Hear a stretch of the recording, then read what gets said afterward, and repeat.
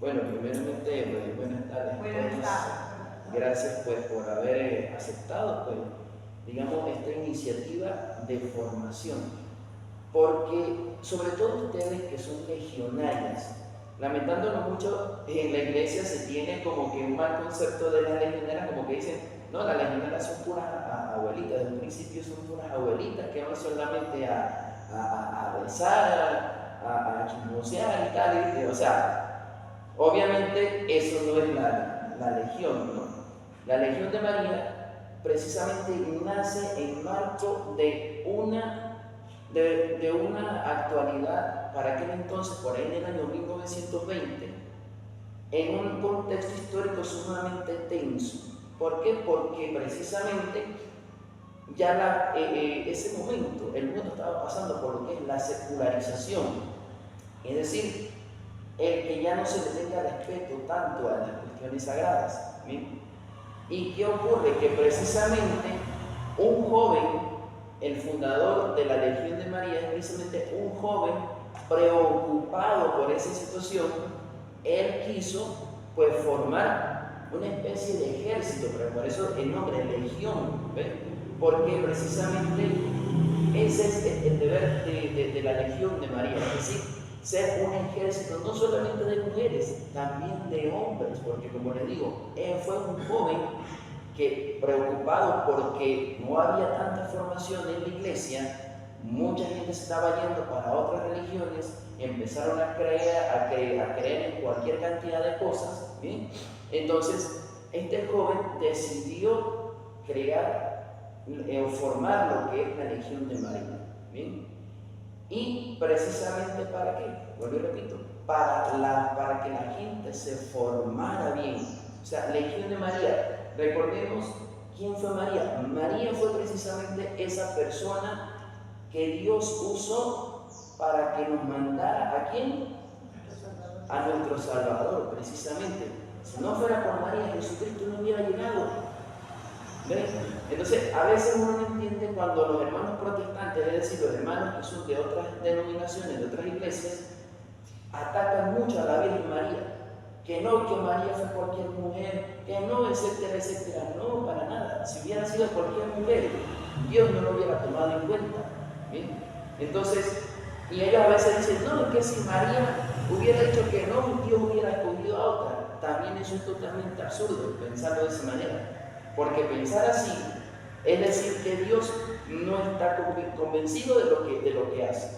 ¿Ven? Y precisamente la palabra de Dios nos dice que no se cae una hoja de un árbol sin la voluntad del Padre. Él conoce también hasta las últimas canas que nosotros usamos. ¿Ven? Entonces, ¿por qué? Porque Él es nuestro creador. Entonces, Él predestinó precisamente a la Virgen María para esa labor importante que es traer precisamente a nuestro Salvador Jesucristo. Y por eso nosotros tenemos que estar convencidos de nuestra fe como tal. ¿Y cómo podemos estar convencidos? Pues precisamente a través de la formación. Yo traje por acá estas dos Biblias. Aquí hay dos Biblias. Fíjense, para poder entender los dogmas marianos, que es lo que nosotros vamos a empezar a desarrollar a partir de hoy, porque la creencia de la Virgen María, obviamente viene todo desde la Biblia, todo, absolutamente todo desde la Biblia. Solamente que la Iglesia ha precisamente a lo largo de los tiempos es desarrollar la creencia. Bien, ejemplo, la creencia que nosotros tenemos hoy en día de la Virgen María, como la conocemos hoy en día como tal, no es la misma creencia, por ejemplo, de hace como en el siglo III, siglo II, siglo IV, o sea, porque se fue desarrollando poco a poco. Porque es necesario también entender un poco el origen de la Biblia, porque a raíz de esto nosotros nos vamos a dar cuenta de dónde vienen, por ejemplo, todas estas denominaciones protestantes, todo este pocotón de gente loca que viene de repente a la casa de ustedes con la Biblia aquí bajo el brazo y venga a hablarle de la palabra de Dios, hermanito, usted quiere hablar con la palabra. Y entonces el católico a veces, sí, venga para acá, yo no sabía esto, yo no sabía aquello, yo no sabía lo otro. Pero es porque precisamente, ¿por qué ocurre? Porque no nos formamos. a veces se comete el gravísimo error, el católico que no está pues, formado, dice que la Biblia protestante es la misma Biblia católica. ¿Ustedes creen que son lo mismo? No. No, ¿verdad? ¿Y por qué no? Porque ellos tergiversan muchas personas. Claro, eso ya entraría. Puede hacer una foto, utilizan otra tecnología. Exacto, claro, ya eso quedaría lo que es la parte de la interpretación, ¿ves? Pero yo digo la Biblia en sí como tal. ¿Acaso es la misma Biblia la de ellos a la de nosotros?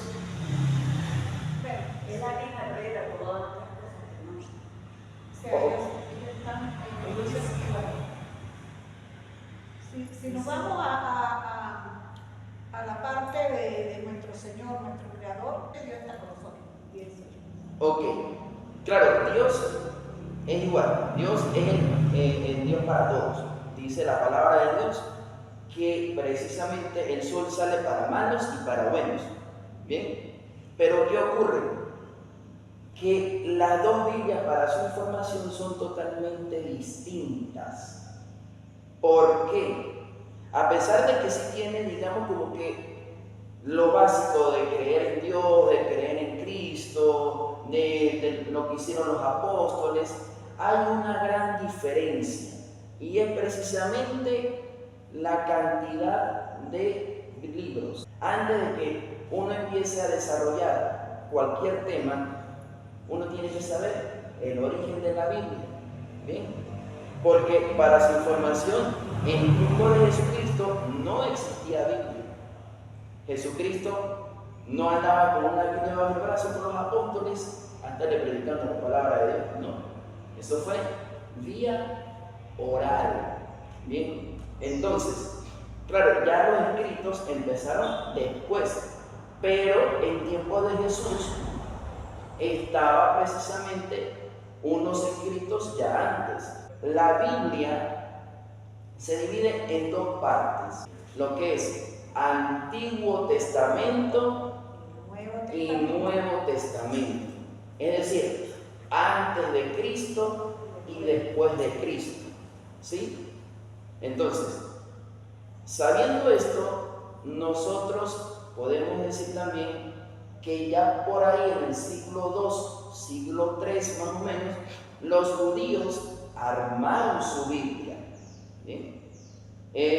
La Biblia se le conoce como canon. El canon es como varilla, pues acuérdense que hay una parte de la Biblia que dice con la misma varilla que mide será medido. Bien, entonces canon significa varilla.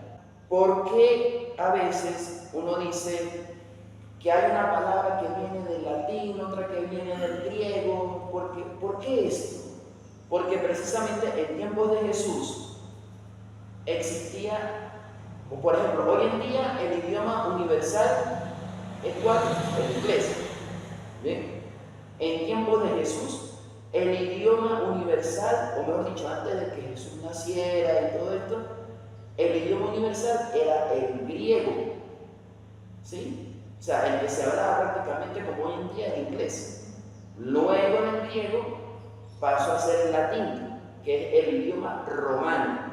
Yo no les voy a dar tantas fechas y eso, porque no quiero tampoco acumularles de tantas, ¿no? Eso poco a poco ustedes lo van a agarrar, ¿no? Ok, entonces, ¿por qué es importante saber eso? Porque la Biblia primeramente fue escrita en hebreo y en griego, ¿sí? Ahora bien, ahí es donde viene la diferencia el por qué esta diferencia de Biblias, ¿sí? Porque, ¿qué pasa? La Biblia, anoten esto también, Biblia católica, tiene 73 libros. La Biblia protestante, 66 libros. Ahora bien, el protestante te va a decir que no, que nosotros tenemos 66 libros, pero es porque la Iglesia Católica le agregó 7 libros al Antiguo Testamento. Falso. La Biblia le agregó esos más el Nuevo Testamento.